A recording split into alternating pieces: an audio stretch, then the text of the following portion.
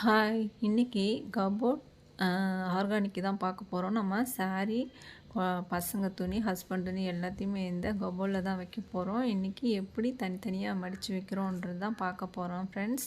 இங்கே பாருங்கள், சாரீஸு, அதாவது மேலே வச்சுருக்க துணியெல்லாம் ஃபங்க்ஷனுக்கு யூஸ் பண்ணுற துணி. இந்த துணியெல்லாம் நாங்கள் ஃபங்க்ஷனுக்கு மட்டும்தான் யூஸ் பண்ணுவோம்.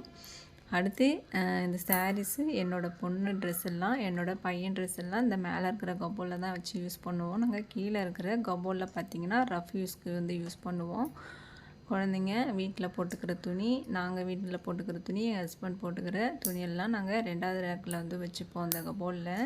அடுத்து 3rd ரேக்கில் பார்த்திங்கன்னா நம்ம எங்கள் வீட்டுக்காரோட சட்டை, பேண்ட்டு, இந்த குழந்தைங்களோட பேண்ட்டு, இந்த மாதிரி நான் அப்புறம் என்னோடய திங்ஸ் கொஞ்சம் இதில் வச்சுப்பேங்க. கண்டிப்பாக அந்த வீடியோ உங்களுக்கு பிடிச்சிருக்கும்.